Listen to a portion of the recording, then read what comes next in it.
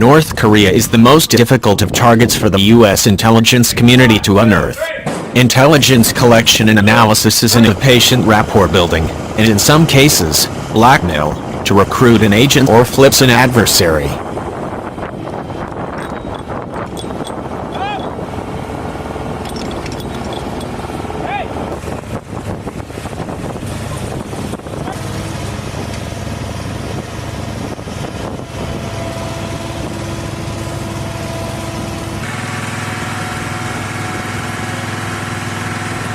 The Central Intelligence Agency, the National Security Agency, and the Office of the Director of National Intelligence don't have that luxury with North Korea. What Washington does have is satellite imagery from above and electronic interception, but even Director of National Intelligence Dan Coats confessed to the Senate Intelligence Committee that using that as an access to a collection is we get very limited results.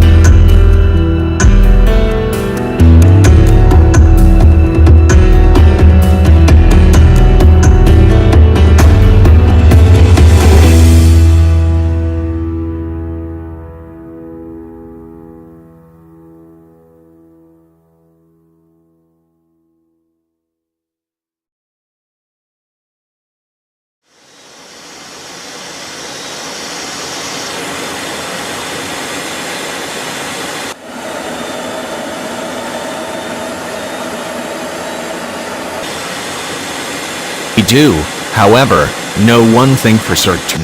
In the crazy scenario whereby Kim Jong-un orders his nuclear forces to launch a nuclear-tipped ICBM towards an American city, one, by the way, that would rest on the supposition that Kim is a lunatic who believes Washington would back down after an attack, President Donald Trump wouldn't hesitate to retaliate with the fury and fury of America's nuclear weapons arsenal.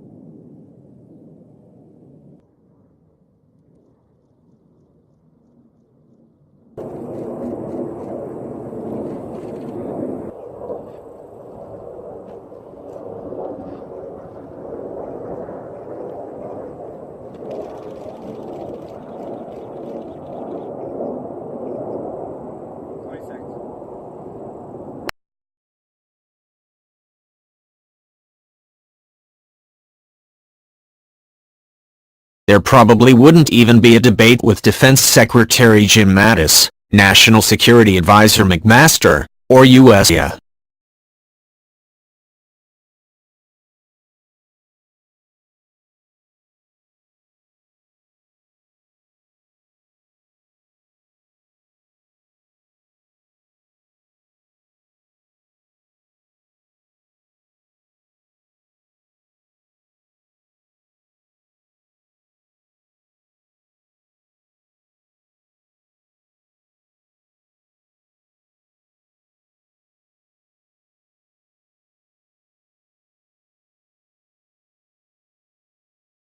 Pyongyang, the capital city where millions live, would be the obvious target for a retaliatory nuclear strike. Kim Jong-un would likely be scurried away in a bunker somewhere with his sister and his senior generals long before Washington gave the order to the men and women who managed the U.S. nuclear triad to execute a launch, but that wouldn't really matter.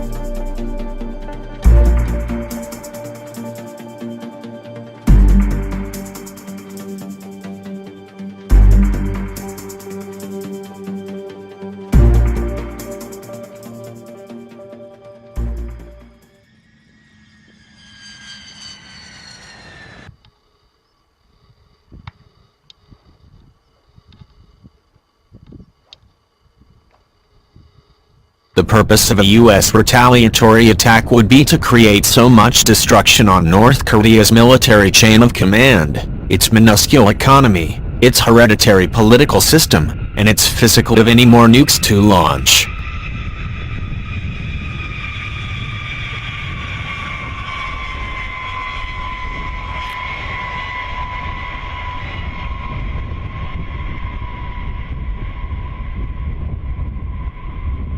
Using Alex Wellerstein's Nuke Map algorithm website, I attempted to determine the extent of the destruction in human terms if the United States targeted the center of Pyongyang with a single 750 kiloton device.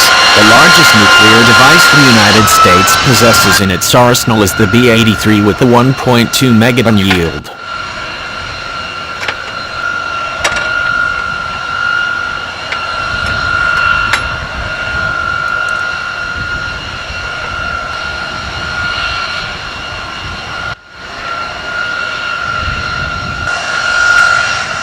Because Pyongyang is a sense city denser than Los Angeles, which is a major urban sprawl, one blast of a nuclear device with that magnitude would kill over 1.5 million people. Taking UN population statistics into account, 25.281 million, 1,750 kiloton nuclear blast in downtown Pyongyang would wipe out nearly 6% of the North Korea's total population. To better comprehend the deep extent of that damage for North Korea, it would be like killing 19.27 million Americans in one day from one attack.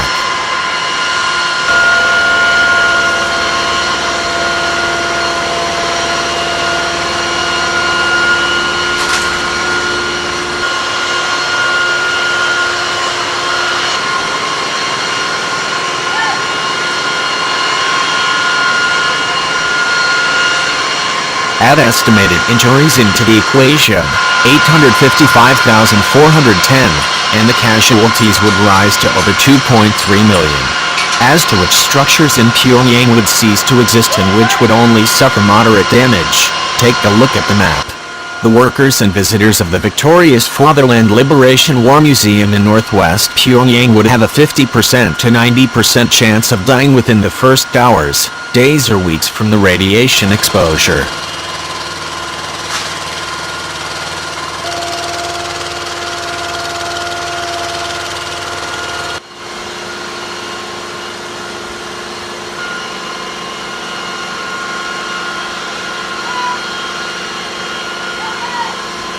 Residents of the Keesan Youth Park slightly to the northeast would be killed as concrete buildings collapsed.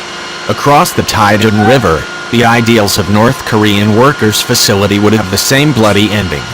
The thermal radiation radius, the outer ring of the yield, where people would be dealing with third-degree burns requiring possible amputations, would extend 11.1 kilometers in all directions. Pyongyang's skyline wouldn't really be a skyline anymore. All those fancy skyscrapers that Kim spent so much money on would be a wasted investment.